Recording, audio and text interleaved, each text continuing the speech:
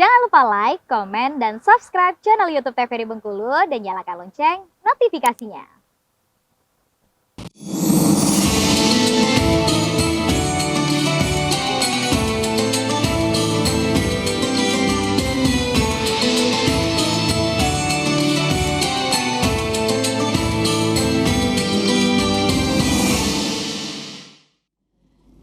Ya pemirsa, terima kasih tetap bersama kami dalam acara Mutiara Kolbu. Kita lanjutkan kembali untuk sesi tanya jawab dan sekarang kami kasih kesempatan siapa yang ingin bertanya lagi?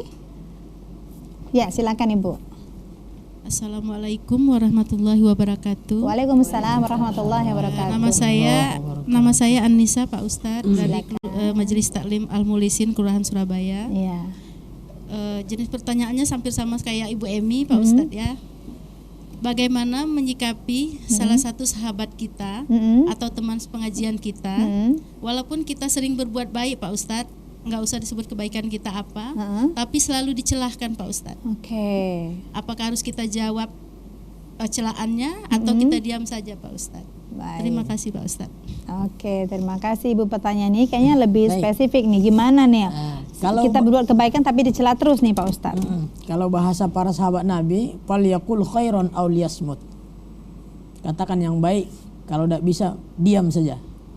Jadi kalau orang nih umpamanya kita ibaratnya kira-kira merugikan kita dari segi apa saja, dari segi ibadah kita bisa menumbuhkan dosa segala macamnya, sudah kita tinggalkan. Tidak usah dibalas.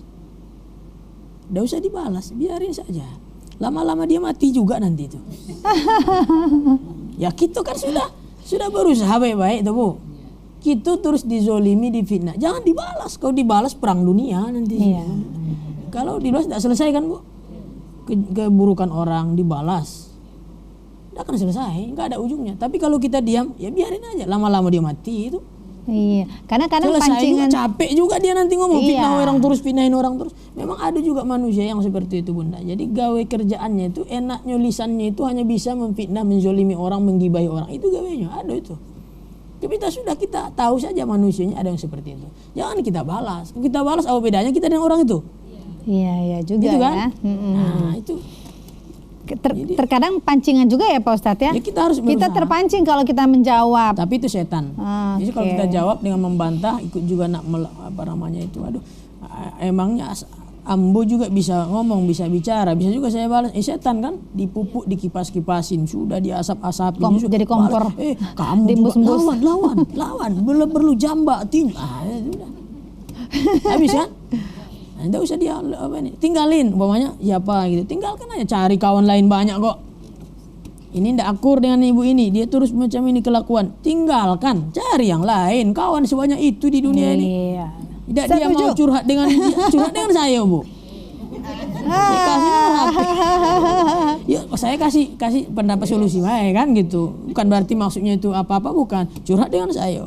Pamanya ibu-ibu ini semua nggak ada yang mau ini semuanya, ya curhat dengan saya Ibu Mbak Rianti, bisa tempat curhat itu. Tinggalkan orang-orang yang seperti itu. Demi apa? Demi kemaslahatan kita, kebaikan kita. Ya, biarin aja ya Pak Ustadz ya. Tidak usah diopenin. Ya, tidak usah dibalas. Nanti dia itu orang paling bangkrut di padang mahsyar manusia. Karena banyak yang mau ngambil pahalanya ya Pak Ustadz ya. Bersyukur Ibu itu ada yang fitnah Bu. Ada yang zolimin tubuh itu, bersyukur Ibu. Nanti pahala orang-orang hobi zolim, gibah apa segala. Nanti pahala orang itu Ibu ambil pindah semua di padang kita. mahsyarnya. Biarlah di dunia ini dia masih bisa lepas dari pengadilan Allah. Di padang mahsyar tidak akan bisa lepas dari pengadilan Allah. Semua dicatat, semuanya. Hari apa dia gibahi Ibu, hari apa dia zolimi Ibu, fitnah itu. Nanti jelas catatannya itu. Tapi kalau bisa kalau bisa maafkan. Itu tadi hadisnya saya sampaikan. Wa'fu an man zolamat. Maafkan orang-orang yang berlaku zolim pada kita. Tapi itu nilai tambah. Itu bisa dilakukan oleh orang-orang tertentu. Memang sulit itu. Sulit ya. Tapi kita harus berusaha. Niat yang kuat. Harus berusaha. Emang Ibu salah apa sih sama dia sampai Ibu Aduh jadi kepo. Ibu salah apa? Kira-kira apa? Masalahnya mungkin apa? perlu introspeksi kenapa? Apa kita introspeksi di rumah? Iya. Pengajian di rumah Liko dibilangin tetangga soalim gitu. Oke, artinya nih kita nyampe pinggir jalan Berarti jenisnya ini beda. Baik. Jenisnya orang ini beda. Ini Nggak usah diinikan, nggak usah pedulikan. Oke, berarti kita Tinggalkan mendingan diam aja ya Pak Ustadz ya, memilih untuk diam. Falyaqul khairan aw liyasmut. Itu perintahnya gitu. Yang baik-baik kalau bisa kita omongkan, maslahat untuk kebaikan bersama. Lagi kan likop perkumpulan dan majlis taklim gitu. Kalau bisa kan untuk membawa kelompok itu sama-sama nanti masuk jannahnya Allah, surga bersama. Tapi kalau sekali udah nak merusak, itu berarti tidak bagus. Berarti tinggalkan. Cari yang baik ya Pak Ustadz. Kira-kira baik. Oke. Gitu ya, Ibu. Baik, kita kayaknya masih boleh deh satu pertanyaan. Satu pertanyaan, lagi. boleh. Kayaknya masih boleh. Tadi kayaknya ada yang mau nanya ya? Ya silakan. Ya Bunda, silakan Bun. Assalamualaikum warahmatullahi wabarakatuh, Pak Ustadz. Waalaikumsalam warahmatullahi wabarakatuh. Ini Pak Ustadz yang saya mau tanyakan di luar daripada tema. Ya silakan. Bagaimana pahala kalau kita bersedekah untuk orang yang sudah meninggal, misalnya itu kan suami atau bapak kita atau ibu kita sudah meninggal, kita sedekah pada dia tuh pada orang lain. Nah, macam mana hukumnya gitu? Sudah meninggal dah? Hukumnya itu baik. gimana? Oke. Dah langsung. Langsung saja. Oke, baik. Makasih Bunda, bagus sekali pertanyaannya. Ibu semakin hari kalau seperti ini semakin mudah nampaknya. Masya Allah, amin. Kita bersyukur, semua pertanyaannya bagus-bagus. Jadi hadis Nabi mengatakan, tasodaku ala mautakum. Walau bishir bin ma'in, walau seteguk air, au bidok mit to'am, atau sesuap nasi. Orang sudah meninggal tuh, kita bersedekah untuknya. Sampai baik, bagus. Kalaupun ada orang yang tidak setuju, tidak akan sampai itu Pak Ustadz. Ya wes, tidak usah bantah-bantahan, tidak usah jambak-jambakan. Kan ada orang tuh, ulah mati, ya wes mati, dia nafsi-nafsi sendiri-sendiri katanya. Ya sudah, tidak usah kita bantah-bantahan. Karena ulama mayoritas mengatakan bahwa kita bersedekah niatkan untuk apalagi keluarga dekat kita, ahli waris kita, sampai pahalanya. Kita doakan mereka sampai.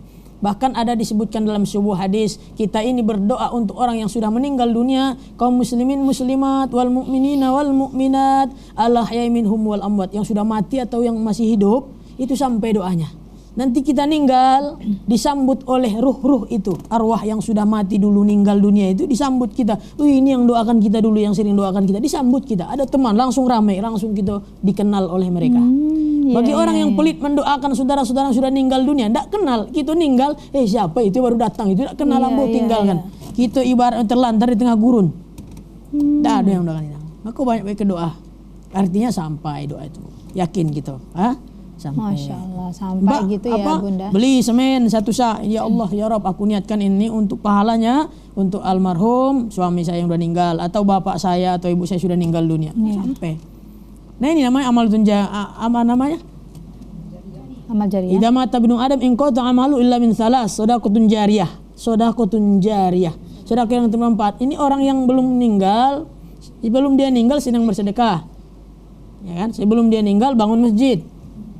Insyaallah selama masjid dipakai orang, jariyah, mengalir pahala terus.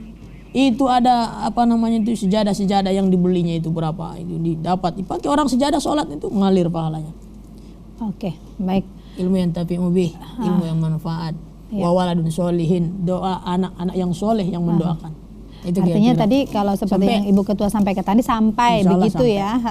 Ini Pak Ustadz ternyata kita masih ada satu iklan lagi Pak Ustadz ya. Nanti baru kita lanjutkan kembali. Dan pemirsa tetap bersama kami dalam acara Mutiara Kolbu.